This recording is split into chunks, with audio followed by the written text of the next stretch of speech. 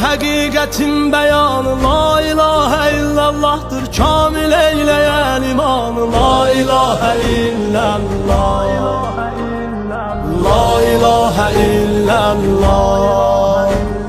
Zerre zerre hücrelerin kudretindedir kaderim. Hem evvelim hem ahirim la ilahe illallah, la ilahe illallah.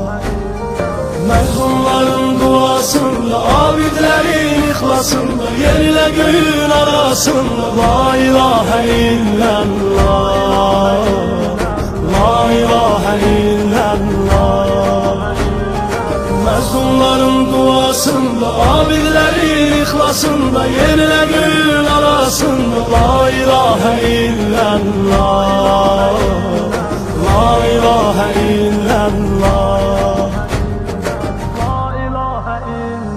Doğru yolun misbahıdır, könüllerin islahıdır, hakkın aman dergahıdır la ilahe illallah, la ilahe illallah. Esen külekler, yağışlar, ağızlar üstünde kuşlar, zikreleyir dağlar taşlar la ilahe illallah, la ilahe illallah. Mezunların duasında, abidlerin ihlasında, yer ile göğün arasında la ilahe illallah, la ilahe illallah. Mezunların duasında, abidlerin ihlasında, yer ile göğün arasında la ilahe illallah, la ilahe illallah. Ariflerin tekvasıdır, müminlerin xilasıdır, peygamberler mirasıdır la ilahe illallah, la ilahe illallah. Hem adalet hem itaat, hem itaat hem ibadet, hem ibadet hem saadet la ilahe illallah, la ilahe illallah.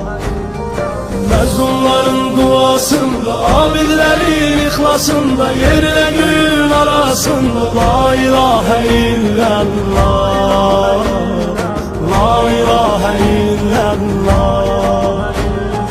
Mezunların duasında, abidlerin ihlasında, yer ile göğün arasında la ilahe illallah, la ilahe illallah.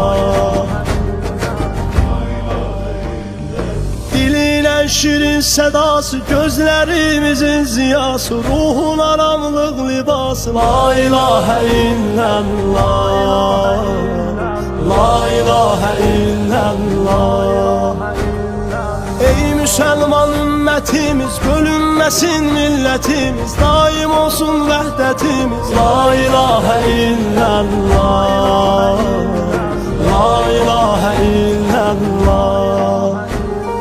Mezunların duasında, abidlerin ihlasında, yer ile göğün arasında la ilahe illallah, la ilahe illallah. Mezunların duasında, abidlerin ihlasında, yer ile göğün arasında la ilahe illallah, la ilahe illallah.